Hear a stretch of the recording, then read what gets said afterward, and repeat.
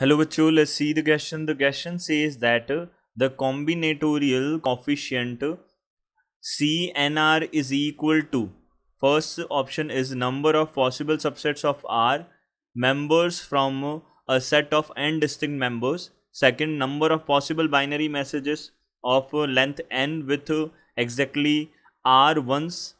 Number of non-decreasing 2D paths from the lattice point 0, 0 to r, n. Number of ways of selecting r things out of n different things when a particular thing is always included, plus the number of ways of selecting r things out of n when a particular thing is always excluded.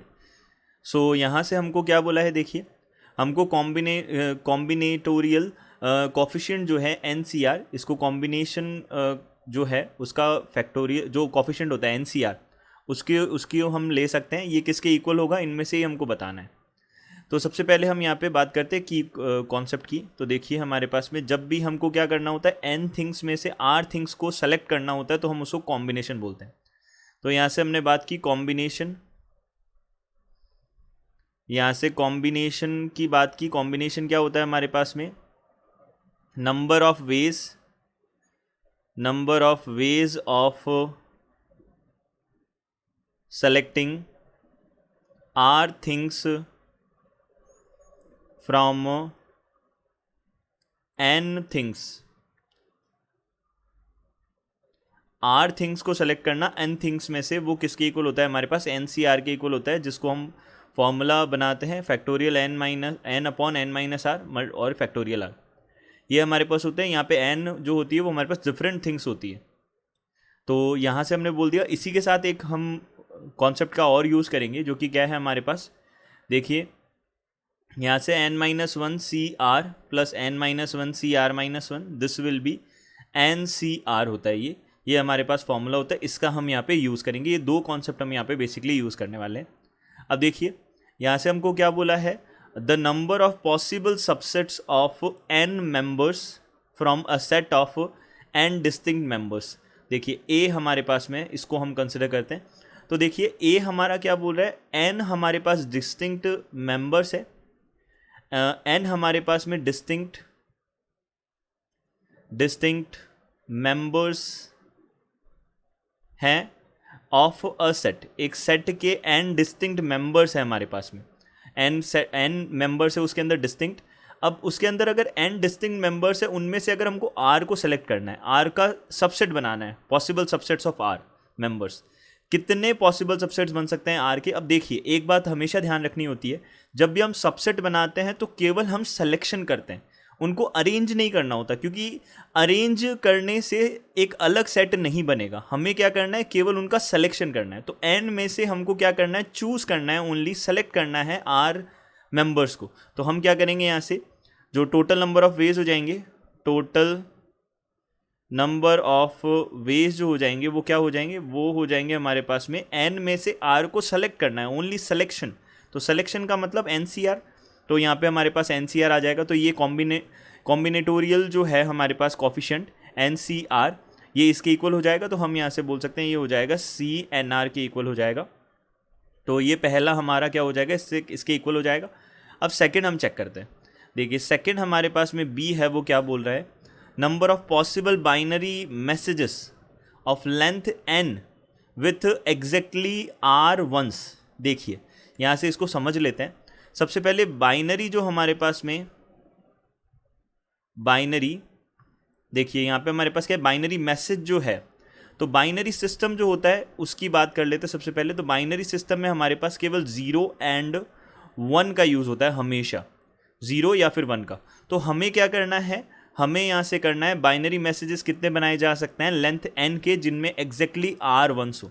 तो देखिए हमारे पास में क्या है, 1 2 3 4, इस तरीके से हम बोलें तो इस तरीके से हम बोल सकते हैं. यहाँ पे कितने हमारे पास में, ये कितने प्लेसेस हैं, n हमारे पास में प्लेसेस हैं.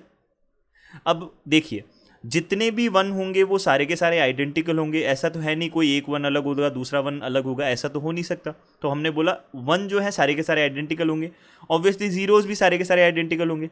तो हमारा बेसिकली हमारा टास्क जो होगा वो क्या होगा, हम क्या करेंगे यहाँ पे हम केवल इनको क्या कर सकते हैं, अरेंज कर सकते हैं। मतलब जैसे कि हमने लग दिया एक वन ले लिया, यहाँ पे वन ले लिया और फिर यहाँ पे जीरो ले लिया, फिर वन ले लिया, फिर वन ले लिया, इस तरीके से हम बना सकते हैं। इस जीरो को इधर भेज सकते हैं, उधर भेज सकते हैं, कहीं पे भेज सकते हैं। लेकिन हमारे पास ये नहीं होगा कि हाँ ये वन वन अलग तो है नहीं तो हम इसका कोई अलग नहीं बना सकते। तो कहने का मतलब क्या हो गया, हमको क्या करना है, केवल प्लेसेस डिसाइड करने हैं। ये जो जितने हमारे पास वंस हैं, आर हमारे पास वंस है, तो इनके प्लेसेस कहाँ कहाँ होंगे ये हमको डिसाइड करने हैं। बाकी इन जो वंस हैं, जो हम वन सेलेक्ट कर रहे हैं, जिनकी पोजीशन हम सेलेक्ट कर रहे हैं, उनको अरेंज करने की जरूरत नहीं होगी क्योंकि ये सारे के सारे आइडेंटिकल हैं।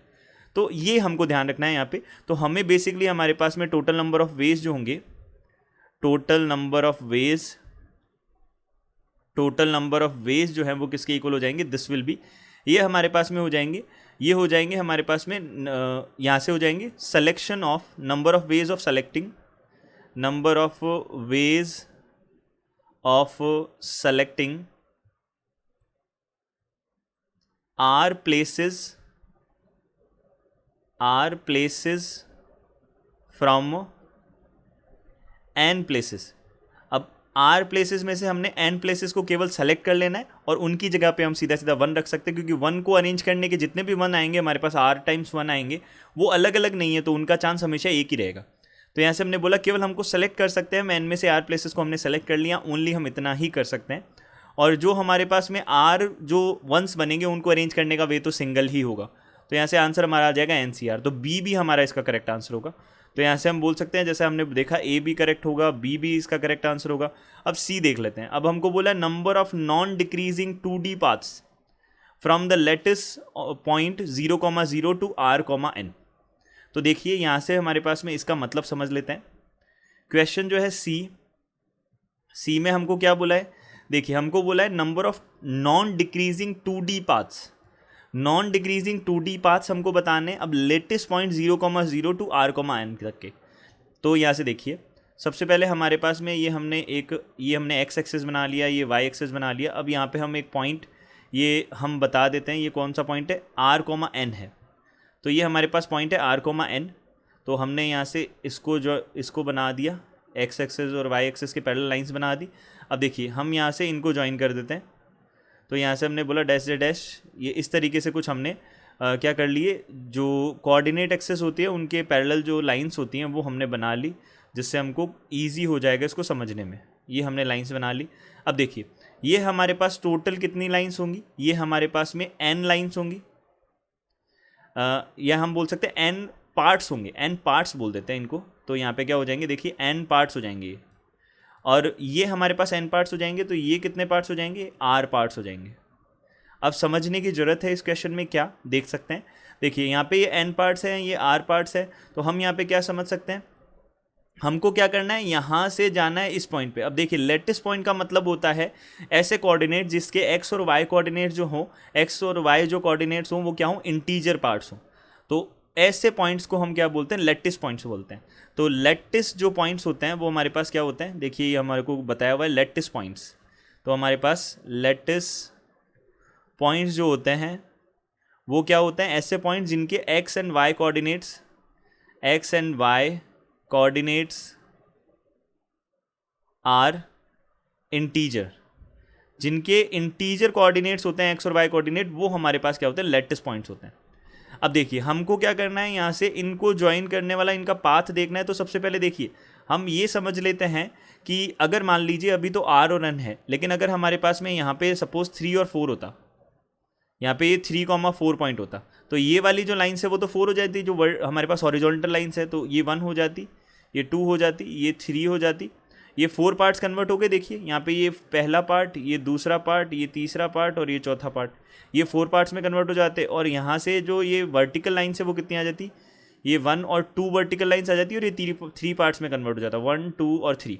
अब देखिए अगर हमको इस पॉइंट पर जाना है, अब देखिए हमको यहाँ पे एक टर्म और गिवन है, ये 2D path, non decreasing 2D path. इसका मतलब होता है कि हम दोबारा नीचे नहीं आ सकते, पीछे की तरफ नहीं आ सकते हम दोबारा, हमको केवल आगे जाना है। अगर हम राइट साइड में जा रहे हैं तो हम केवल आगे ही जा सकते हैं, वापस लेफ्ट साइड में हम नहीं आ सकते। तो इसका मतलब जैसे कि हमने यहाँ से स्टार्ट किया, अब देखिए इसको हम थोड़ा और अच्छे समझ लेते हैं। देखिए हमने यहाँ से स्टार्ट किया, इधर से गए, फिर ऊपर गए, सपोज़ यहाँ आए, फिर इधर आए। अब देखिए हमको और ऊपर जाना पड़ेगा, अब इधर आ गए और फिर इधर आ गए।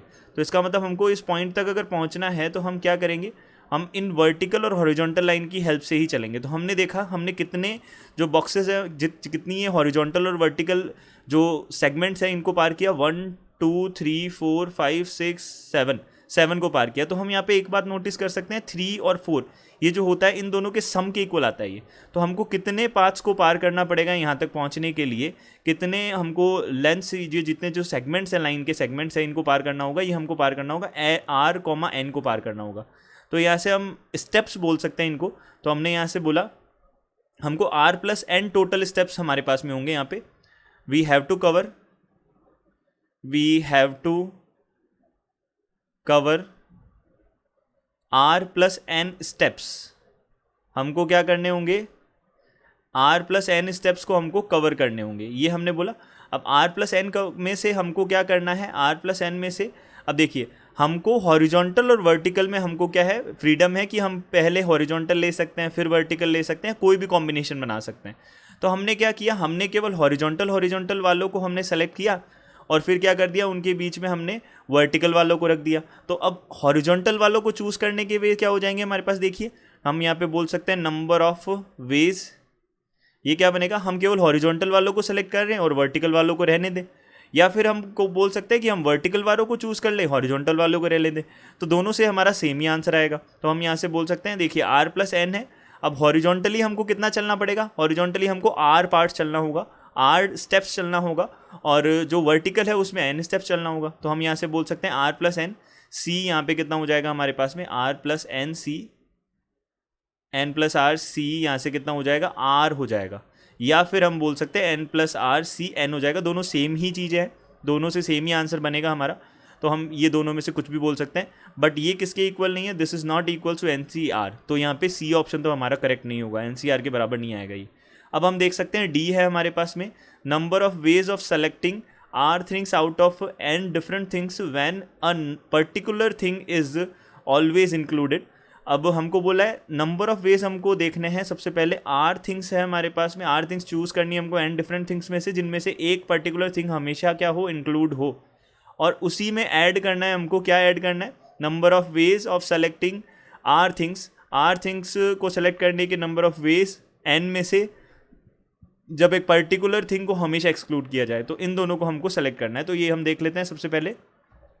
तो यहाँ से देखिए हमने देखा सबसे पहले हमारे पास में क्या हो जाएगा, देखिए डी है हमारे पास में, ये डी है, तो डी वाला देख लेते हैं। तो यहाँ से डी वाला क्या हो जाएगा हमारे पास, देखिए सबसे पहले हम ये देख लेते हैं कि जो हमारे पास में नंबर ऑफ वेज हैं एन डिफरेंट थिंग्स में से आर थिंग्स को चूज़ करने का वे। तो number of veg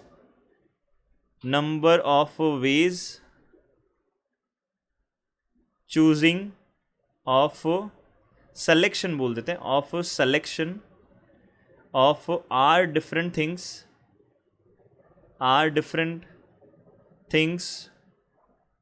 from n different things when one particular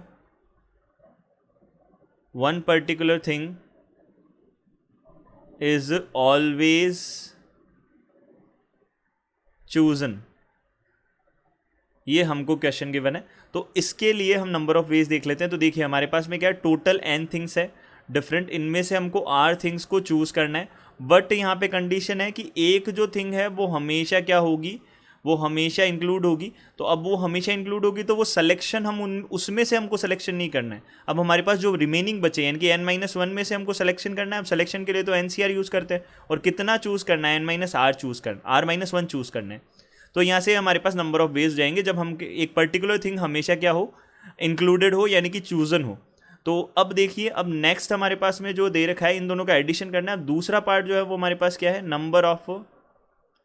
number of ways of selection of, यहाँ से हम बोल सकते हैं R different things from N different things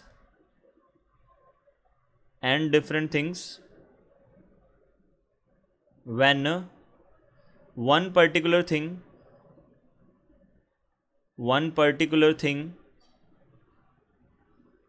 is always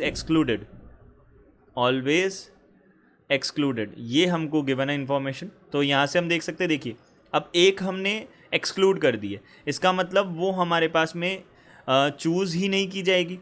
अब चूज़ नहीं की जाएगी तो वो कॉम्बिनेशन में भी जो हमारे टोटल नंबर्स हैं उनमें भी इंक्लूड नहीं होगी. तो उनमें इंक्लूड नहीं होगी तो हमने बोला n-1 हो गया. अब देखिए सी, अब हमको चूज़ कितने करने हैं, हमको चूज़ करने हैं यहाँ से आर ही चूज़ करने हैं, क्योंकि एक को तो उसको एक्सक्लूड कर दिया, वो तो चूज़ ही नहीं कर सकते. तो हमारे पास में हमको चूज़ तो अभी भी आर ही करना है, तो n-1 CR हो जाएगा. तो हमारे पास टोटल जो बनेगा वो हम देख सकते हैं, टोटल हमारे पास बन जाएगा n-1 CR-1 plus n-1 CR. तो देखिए हमने पहले ही की कॉन्सेप्ट लिखा था n-1 CR-1 plus n-1 CR, ये किसके इक्वल होगा, n-CR के इक्वल होगा. तो ये फोर्थ भी हमारा क्या हो जाएगा, करेक्ट आंसर आ जाएगा. तो हम बोल सकते हैं ए, बी और डी हमारे पास करेक्ट आंसर्स हो जाएंगे. तो A option, B option and D option are the correct answers. ये हमारे पास करेक्ट आंसर्स हो जाएंगे. I hope you understood it well. Good luck. Thank you.